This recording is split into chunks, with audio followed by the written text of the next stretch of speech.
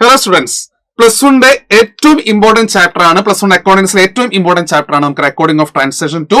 അതിൽ ഏറ്റവും തവണ അല്ലെങ്കിൽ എല്ലാ ക്വസ്റ്റ്യൻ പേപ്പറിലും ചോദിക്കുന്ന ചോദ്യമാണ് double column cash flow, preparation of double column cash flow. ഈ പ്രോബ്ലം കുട്ടികൾ വർക്ക്ഔട്ട് ചെയ്യുമ്പോൾ അവർ ഏറ്റവും കൂടുതൽ കൺഫ്യൂസ് ചെയ്യുന്ന കോൺട്രാ എൻട്രി വരുമ്പോൾ ഒരു അഡ്ജസ്റ്റ്മെന്റ് ആണ്. കോൺട്രാ എൻട്രി വരുമ്പോൾ എൻട്രി ആണ്.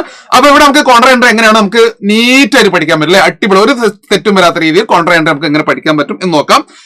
കോൺട്രാ എൻട്രി പറഞ്ഞാൽ ക്യാഷിനെയും ബാങ്കിനെയും ഒരേപോലെ എഫക്ട് ചെയ്യുന്ന എൻട്രീസ് ആണ് contra entry.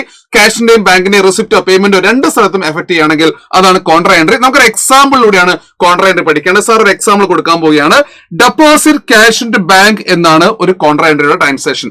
Deposit cash into bank എന്ന് പറയുമ്പോൾ നമുക്കറിയാം ഒരു ഡബിൾ കോളം ക്യാഷ് പ്രിപ്പയർ ചെയ്യുന്ന സമയത്ത് നമ്മുടെ ഒരു പർട്ടിക്കുലർ കോളത്തിന്റെ റെസിപ്റ്റ് സൈഡും അതുപോലെ തന്നെ പേയ്മെന്റ് സൈഡും കാണാം. റെസിപ്റ്റ് സൈഡ് ആണെങ്കിൽ നമുക്കറിയാം ഈ സൈഡാണ് റെസിപ്റ്റ് സൈഡ്, ക്യാഷിന്റെ റെസിപ്റ്റും ബാങ്കിന്റെ റെസിപ്റ്റും. പേയ്മെന്റ് ആണെങ്കിൽ ക്യാഷിന്റെ പേയ്മെന്റ്, ബാങ്കിന്റെ പേയ്മെന്റ്. അപ്പോൾ ഒരു ഡെപ്പോസിറ്റ് ക്യാഷിന്റെ ബാങ്ക് എന്ന് പറയുന്ന ട്രാൻസാക്ഷൻ വരുമ്പോൾ ഇവിടെ ശ്രദ്ധിക്കേണ്ട കാര്യം ആർക്കാണ് റെസിപ്റ്റ്, ആർക്കാണ് പേയ്മെന്റ്, ഇത് മാത്രം നോക്കിയാൽ മതി. ക്യാഷ് ബാങ്കിലേക്ക് ഡെപ്പോസിറ്റ് ചെയ്യുമ്പോൾ ബാങ്കിനല്ലേ നമുക്കറിയാം ബാങ്കിനാണ് എന്ത് വരുന്നത്, ബാങ്കിന് എന്ത് വരുന്നു, റെസിപ്റ്റ് വരുന്നു. ക്യാഷ് ബാലൻസ് എന്ത് വരുന്നു, പേയ്മെന്റ് വരുന്നു. ഇത്ര മാത്രമേ ഉള്ളൂ. അപ്പൊ ബാങ്കിന് റെസിപ്റ്റ് വരികയാണെങ്കിൽ നമുക്കറിയാം ഇതാണ് റെസിപ്റ്റ് സൈഡ്. റെസിപ്റ്റ് സൈഡ് നമ്മൾ പറഞ്ഞു കഴിഞ്ഞു. അപ്പോൾ ഈ എമൗണ്ട് പോകേണ്ടത് ബാങ്കിന്റെ റെസിപ്റ്റിലേക്കാണ്, അതായത് ബാങ്കിന്റെ റെസിപ്റ്റിലേക്കാണ് ഈ എമൗണ്ട് പോകേണ്ടത്. നമുക്ക് നേരെ എമൗണ്ടിൽ എത്തിക്കാം. 20,000 rupees ആണ് എമൗണ്ട് വരുന്നത്. നമുക്കറിയാം എവിടെ നിന്ന് വന്നു, ടു ക്യാഷ് എന്നാണ് വന്നിരിക്കുന്നത്. ഡേറ്റ് എന്നാ 5th കഴിഞ്ഞു. നേരെ ലെഡ്ജർ ഫോളിയോ കൊടുത്ത് നമുക്ക് എന്ത് ചെയ്യാം, സി മാർക്ക് ചെയ്യാം. ഇതേ സമയം തന്നെ സെയിം ഡേറ്റ് തന്നെ ക്യാഷിൽ നിന്ന് പോകണം, ഡെപ്പോസിറ്റ് ചെയ്യില്ല. അപ്പൊ ക്യാഷിൽ നിന്ന് പേയ്മെന്റ് സംഭവിക്കണം.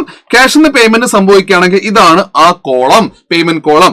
സോ നമുക്ക് സെയിം ഡേറ്റ് എഴുതാം അല്ലെ, സെയിം ഡേറ്റ് എഴുതാം. ആ ഡേറ്റിനകത്ത് ക്യാഷിൽ നിന്ന് 20,000 rupees പേയ്മെന്റ് നടക്കുന്നു. എങ്ങോട്ട് പോകുന്നു, ബാങ്കിലേക്ക് പോകുന്നു. എന്ന് പോകുന്നു, 5th പോകുന്നു. Contra entry. അതാണ് ഒരു കോൺട്രാ എൻട്രിയുടെ റെക്കോർഡിംഗ്. അതായത് ഒരു എമൗണ്ട് ക്യാഷിൽ നിന്ന് പോയതിനു ശേഷം നമ്മുടെ ബാങ്കിലേക്ക് എത്തുന്നു. രണ്ടും നമ്മുടെ പൈസ തന്നെയാണ്. പക്ഷെ കണക്കിൽ ക്യാഷ് ബാലൻസ് എത്ര, ബാങ്ക് ബാലൻസ് എത്ര എന്ന് പറയേണ്ടത് കൊണ്ട് ക്യാഷിൽ നിന്ന് പേയ്മെന്റ് ആയിട്ട് ബാങ്കിലേക്ക് റെസിപ്റ്റ് സംഭവിക്കുന്നു.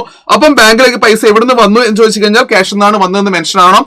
അതുപോലെ തന്നെ എവിടത്തേക്ക് ക്യാഷ് പോയി, ബാങ്കിലേക്ക് ക്യാഷ് പോയി കൃത്യമായിട്ട് നമുക്ക് ഐഡന്റിഫൈ ചെയ്യാൻ പറ്റണം. ഇനി രണ്ടാമത്തെ നോക്കാം, ഓപ്പോസിറ്റ് ആണ്. വിഡ്രോ ക്യാഷ് ഫ്രം ബാങ്ക് ആണ്. വിഡ്രോ ക്യാഷ് ഫ്രം ബാങ്ക് എന്ന് പറയുമ്പോൾ ആർക്കാണ് റെസിപ്റ്റ്? ഇവിടെ റെസിപ്റ്റ് വരുന്നത് ക്യാഷ് ബാലൻസിലേക്ക് റെസിപ്റ്റ് വരുന്നു. അതുപോലെ തന്നെ പേയ്മെന്റ് സംഭവിക്കുന്നത് ബാങ്കിനാണ്. ബാങ്കിൽ നിന്ന് പോയിട്ട് ക്യാഷിലേക്ക് വരുന്നു. ഓപ്പോസിറ്റ് അല്ലേ? അപ്പൊ റെസിപ്റ്റ് ആർക്കാണ് നോക്കാം. റെസിപ്റ്റ് സൈഡ് നമുക്ക് വരുന്നത് 10,000 rupees റെസിപ്റ്റ് ആണ്. അപ്പൊ എവിടെ നിന്നാണ് വന്നിരിക്കുന്നത്, ടു ബാങ്കിൽ നിന്നാണ്. ബാങ്കിൽ നിന്ന് വന്നിരിക്കുന്നത് എന്ന ഡേറ്റ് 15th അല്ലേ? ഇവിടെ നമുക്ക് ബൈ കൊടുക്കാം. ഇനി അതുപോലെ തന്നെ ഇതേ ക്യാഷ് എവിടെ നിന്ന് പോകണം, ബാങ്കിൽ നിന്ന് പേയ്മെന്റ് ആവണം. സോ പേയ്മെന്റ് സൈഡ് പോവാ. ബാങ്ക് കൊടുത്ത് 10,000 റെക്കോർഡ് ചെയ്യുന്നു. എങ്ങോട്ട് പോയി, ക്യാഷിലേക്ക് പോയി. എന്നാണ് ഡേറ്റ്, 15th പോയത്. Contra entry. കണ്ടോ? ഇങ്ങനെ കോൺട്രാ എൻട്രീസ് വരുമ്പോൾ വലിയ ക്വസ്റ്റിന്റെ അകത്ത് എന്തായാലും double column cash flow questions work out ചെയ്യുന്ന സമയത്ത് കോൺട്രാ എൻട്രിയുടെ ഒരു എൻട്രി തീർച്ചയായും ക്വസ്റ്റിനകത്ത് ഉണ്ടായിരിക്കും. 1, 2, 3 എൻട്രീസ് തീർച്ചയായും ഉണ്ടായിരിക്കും. കോൺട്രാ എൻട്രി ഇല്ലാതെ ഒരു ഡബിൾ കോളം ക്യാഷ് ഫ്ലോ ഉണ്ടാവില്ല. അതുകൊണ്ട് യു ക്യാൻ ഷുവർ, അതായത് 100% പബ്ലിക് എക്സാമിനേഷൻ ക്വസ്റ്റ്യൻ കൂടിയാണ് ഡബിൾ കോളം ക്യാഷ് ബുക്ക്.